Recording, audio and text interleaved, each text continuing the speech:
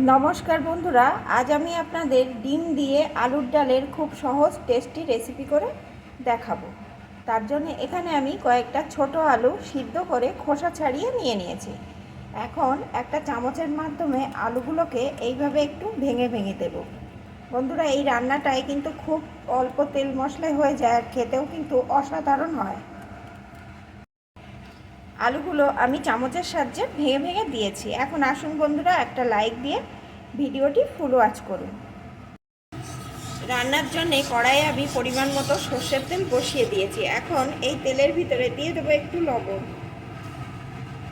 লবণটা দিয়ে একটু নাড়িয়ে নিয়ে এর ভিতরে আমি সিদ্ধ করে খোসা ছাড়িয়ে রাখা ডিমগুলোকে দিয়ে দেব। ডিমগুলো এখন সুন্দর করে ভেজে নেব। ডিমগুলো ভেজে নেওয়া হয়ে গেছে। এখন ডিমগুলোকে আমি তুলে নেব। এখন এই তেলের ভিতরে দিয়ে দেবো একটা শুকনো লঙ্কা, কিছুটা তেজপাতা ছিঁড়ে দিয়ে দিলাম, কিছুটা গোটা জিরে। এখন এই ফোড়নগুলো প্রথমে ভালো করে ভেজে নেব।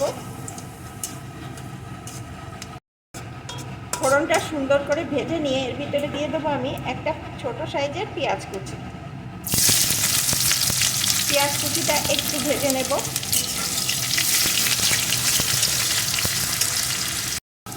পেঁয়াজ কুচিটা সুন্দর করে ভেজে নিয়েছি। এখন দিয়ে দেবো কয়েক কোয়া থেতো করা রসুন। রসুনটা একটু নাড়িয়ে নিয়ে দিয়ে দেবো একটু থেতো করা আদা। আদাটাও একটু নাড়িয়ে নেব।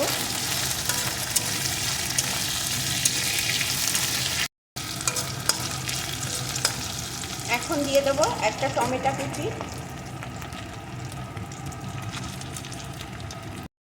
1 টেবিল চামচ জিরে বাটা, লঙ্কা গুঁড়ো, হলুদ গুঁড়ো, স্বাদ মতো লবণ। এখন সব কিছু সুন্দর করে কষিয়ে নেব।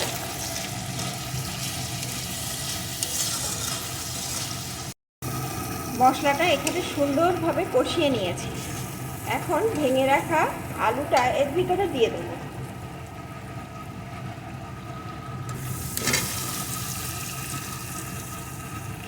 এখন আলুটা কিন্তু বেশ কিছুক্ষণ ধরে কষিয়ে নেব, কারণ আলুটা যেহেতু আগে থাকতে ভেজে নেওয়া না, তাই এইভাবে সুন্দর করে কষিয়ে নিতে হবে।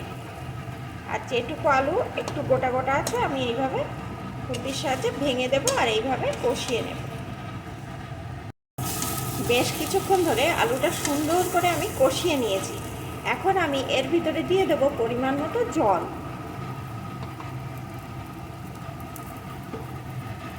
এখানে কিন্তু আমি উষ্ণ গরম জল দিয়ে দিচ্ছি।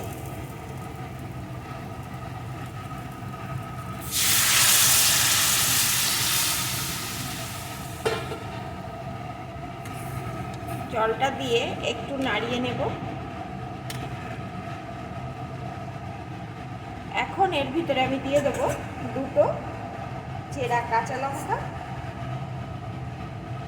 আর সাথে ভেজে রাখা ডিমগুলোকে দিয়ে দেব।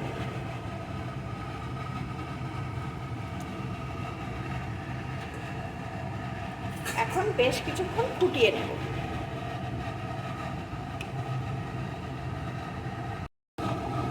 কিছুক্ষণ আমি ফুটিয়ে নিয়েছি।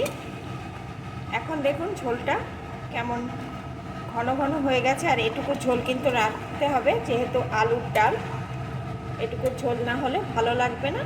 এখন এর ভিতরে আমি দিয়ে দেবো একটা ভাজা মশলা, যেটা আমি আগে রেডি করে রেখেছিলাম।